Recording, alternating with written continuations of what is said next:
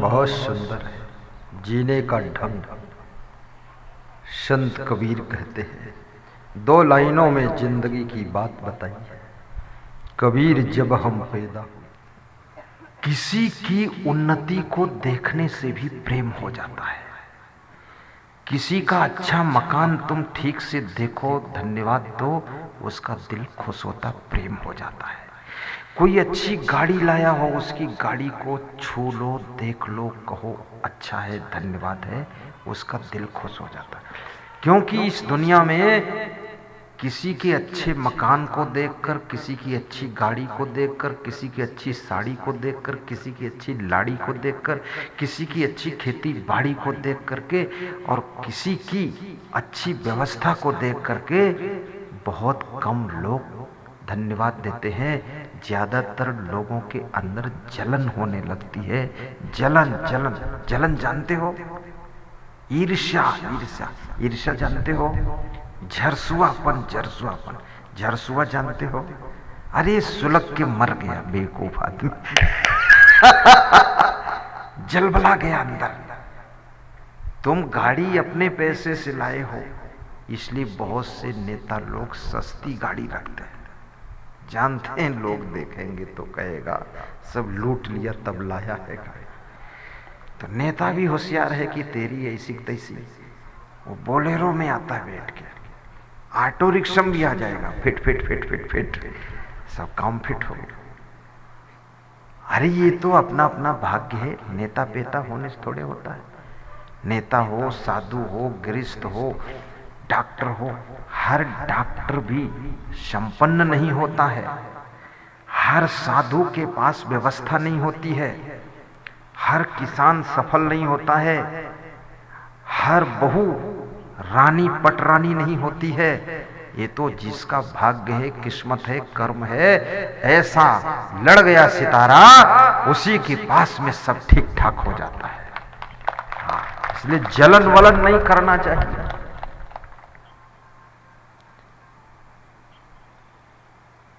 जलन कभी मत करो। अगर धनवान को देखकर जलोगे तो तुम धनहीन हो जाओगे। विद्वान को देखकर जलोगे तो तुम मूर्ख हो जाओगे। बुद्धिमान को देखकर जलोगे तो तुम बुद्धू हो जाओगे। अच्छे मकान वाले को देखकर जलोगे तो तुम झोपड़ी में पहुंच जाओगे।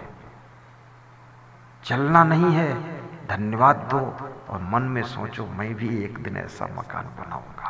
क्या बात है, बन जाएगा आपका भी, मेरे आशीर्वाद से भी बन जाएगा।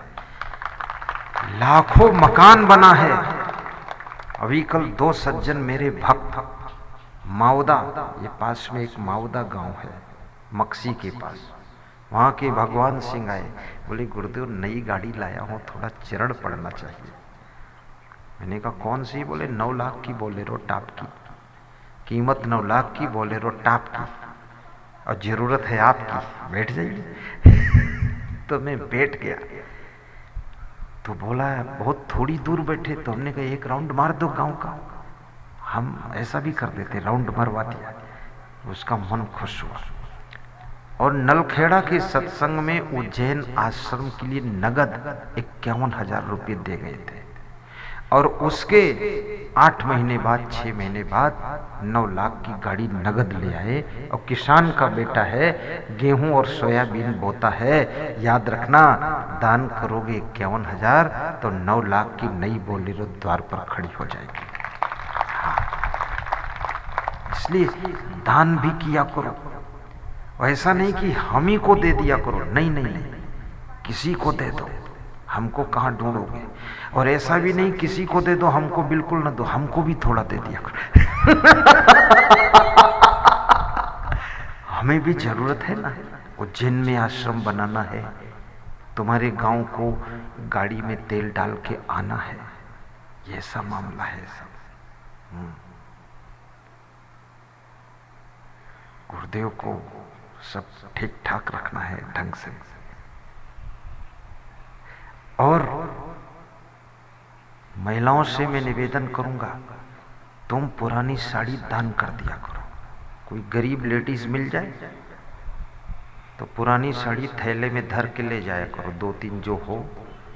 और कोई ऐसी गरीब फटी लटी कटी अटपटी झटपटी पहने हैं तो उसको दे दो वही रास्ते में कि ले जाओ तुम पहन लेना।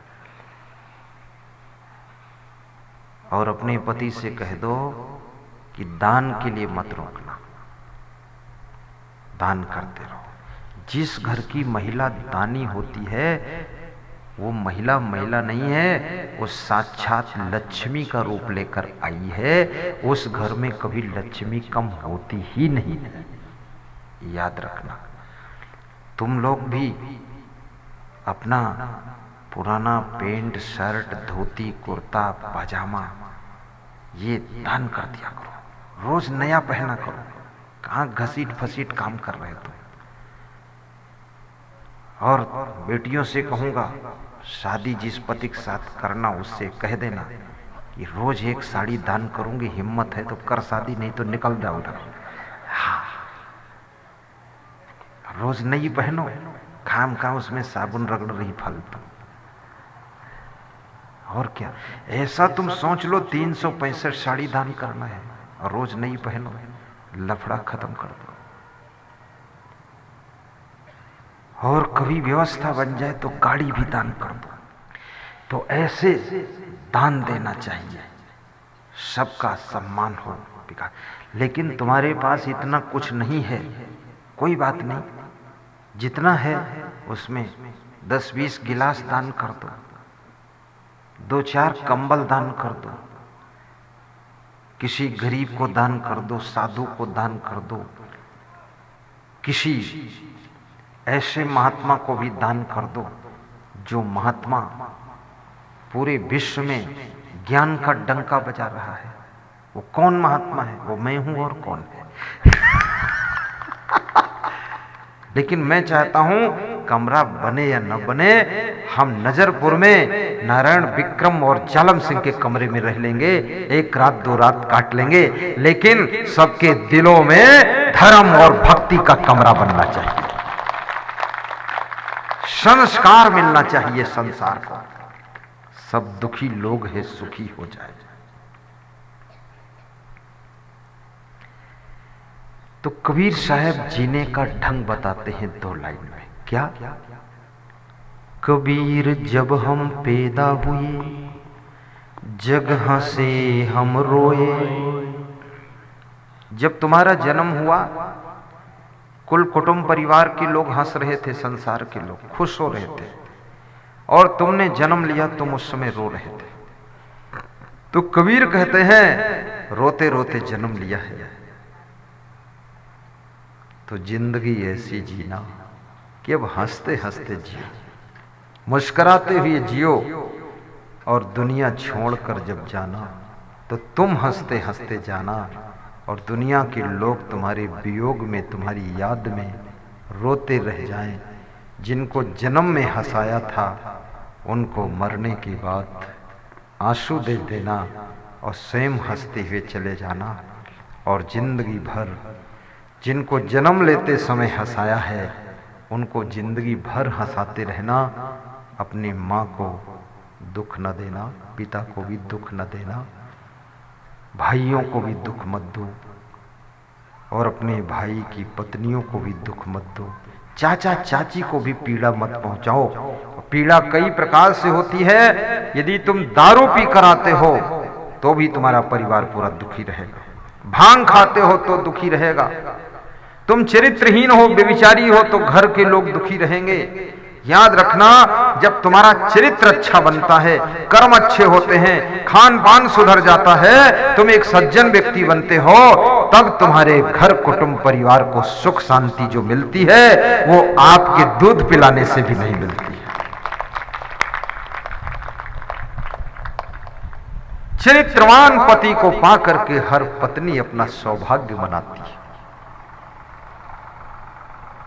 मृदुभाषी पत्नी को पाकर के हर पति सोचता है बाहर की टेंशन घर में दूर हो जाती है। मृदुभाषी भी बनो। और कर्तव्यनिष्ठ पुत्र को पाकर माता पिता गदगद हो जाते हैं।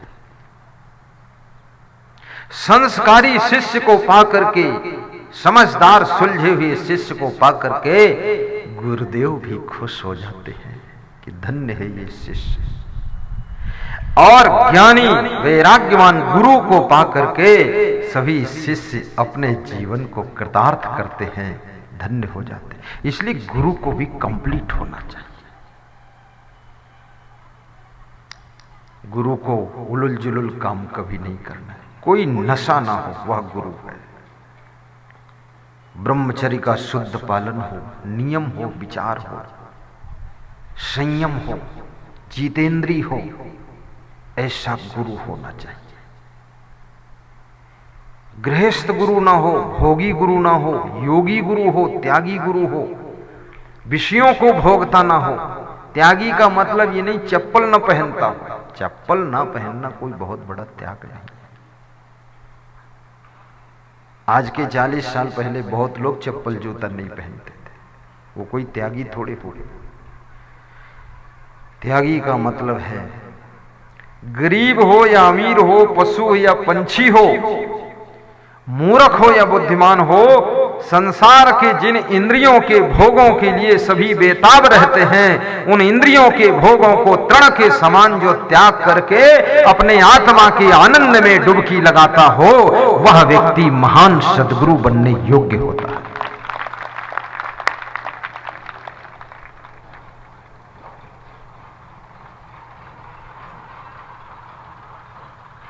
गुरुजी गुरुजी पुकारा करेंगे, गाइए। गुरुजी गुरुजी पुकारा करेंगे, तुम्हारी शरण में गुजारा करेंगे, तुम्हारी शरण में गुजारा करेंगे। गया जो समय वो नहीं हाथ आए, रहा जो समय व्यर्थ जाने न पाए। यही रात दिन हम विचारा करेंगे, तुम्हारी शरण में गुजारा करेंगे। गुरुजी गुरुजी पुकारा, गाइए जालब सिंह, मस्त गाइए बनेश सिंह, प्रेम नारायण शर्मा जी। पुकारा करेंगे, तुम्हारी शरण में गुजारा करेंगे। कबीर जब हम पैदा हुए, जगह से हम रोए, ऐसी करनी कर चलो, हम हंसे जग रोए। क्या 2 लाइनों में कबीर साहब ने जीने का ढंग सिखा दिया। संसार में जो उन्नति करता है, हर मनुष्य चाहता मेरी सदैव उन्नति होती रहे, विकास होता रहे। तो ये हमेशा विकास कैसे हो सकता है? कई बार लोग 5 साल 10 साल विकास करते फिर नीचे गिर जाते हैं, या उनका विकास रुक जाता है। तो निरंतर ऊंचे उठते चले जाएं, ऊंचे उठते चले जाएं, ऊंचाई की कोई सीमा ही न रहे, उतना विकास हो जाए। उसका क्या उपाय है? गौर से समझना। उसका उपाय यह है, जिसके घर में 6 बातें होती, जिसके जीवन में 6 बातें होती, जिस मनुष्य के अंदर 6 बातें होती, वो कभी नीचे नहीं गिरता है, हमेशा ऊपर उठता है। ध्यान से सुनना, याद न रहे तो दिल की डायरी में नोट कर लेना, और फिर भी भूल जाए तो इसकी कैसेट खरीद लेना, मेमोरी कार्ड, पेन ड्राइव खरीद लेना। वहाँ दुकान पर सब मिलेगा, पुस्तक भी मिलेगी, जीने की राह, जिंदगी जिए तो कैसे, बरसे कंबल भीजे पानी, भौयान, और वहाँ पेन भी मिलेंगे गुरुदेव के ज्ञान वाले, कीरिंग मिलेगी ज्ञान वाली, और वहाँ बहुत अच्छे अच्छे तस्वीर मिलेंगे तकदीर बदल देने वाले। आपके घर में भूत प्रेत को भगाने वाली तस्वीर मिलेगी गुरुजी की। गुरुजी की तस्वीर जिसके घर में लग गई, भूत प्रेत चुड़ैल सब निकल कर बाहर हो जाएंगे, शांति आती है। तो आपको बताता हूं, ये ध्यान देना इसमें। उत्थानम संयमो दाक्ष्यम अप्रमादो,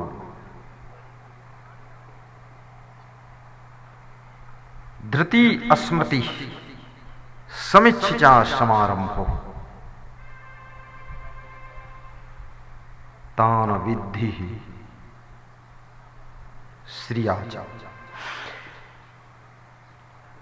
उन लोगों का उत्थान निरंतर होता रहता है जो लोग उत्थानम संयमोदाक्ष्यम, व्याख्या करूं कि समझ गए आप?